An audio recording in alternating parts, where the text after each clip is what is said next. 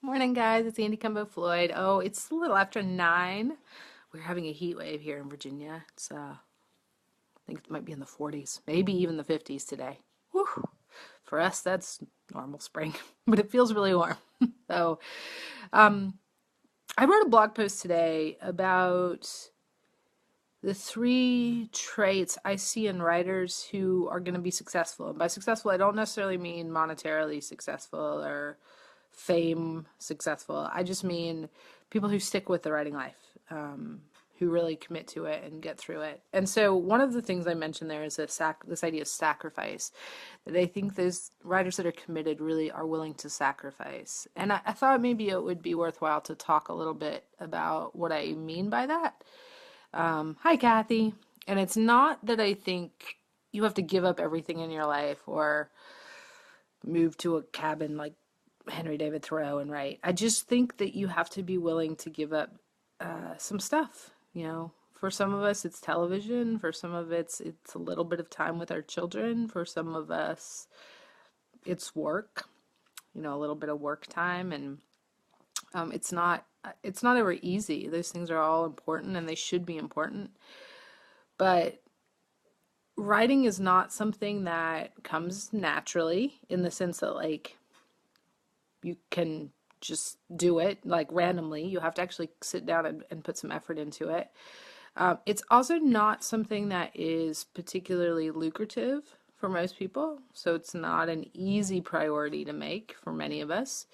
And it's also something that our society doesn't necessarily value a great deal. So it's easy for it to get pushed out of our lives. It's easy to say something else is more important because it helps pay the bills. It's easy to say something is more important because it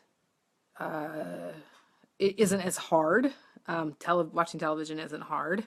It's easy to do that. It's easy to put writing aside when other things are easier or they make us more money or our society tells us they're more important, like keeping a clean kitchen. I mean, my kitchen's relatively clean, but it's never going to be my top priority, so I don't really suffer from that challenge as a sacrifice. But if you really want to commit to writing, you have to decide what you're willing to give up, and that's often a matter of choosing your priorities, and deciding where writing ranks. I usually say if writing doesn't rank in the top 5 priorities in your life, you're probably not going to do it. And maybe it can't right now, and that's okay. But I do think that writing requires us, maybe it's just part of the nature of writing. It requires a sacrifice. It requires us to give up something to be true to it. I don't mean to make that like super holy or anything. I just mean I think the nature of something that is optional means that we have to choose to make it a priority in order for us to do it. So if you're struggling with writing in terms of actually doing the work, I want you to maybe try this exercise. Think about the things that and hi, Karen, think about the things that you prioritize in your life.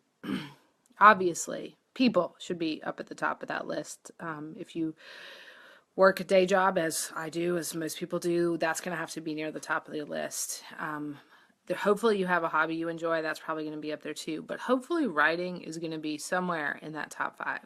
So make a list of the priorities in your life. And if writing isn't in the top 5 and you really, really want to do it, look at how you need to reshuffle some of those priorities. And then look at your schedule and look at what might need to be cut out or cut back in order for you to make time to write. Maybe you need to, as a friend of mine has done, cut back on television. Maybe you need to set aside 30 minutes after dinner where your partner takes care of the kids and you go into a room and write. Maybe you do a lot of volunteer work, and I'm all for volunteer work, but you do so much of it that you aren't giving yourself time to write. Maybe you need to step out of a role. I don't know what it would be in your life, but something. For me, it's often the business side of my writing can overtake all of the rest of it, the actual creation stuff. So I have to be really mindful about that. So try that. Prioritize and then think about what you might need to give up in order to get writing time. I hope that's helpful, guys. If you're interested in what I had to say about the other traits I see in successful writers, feel free to go over to andylit.com and check out the blog. It's right there at the top.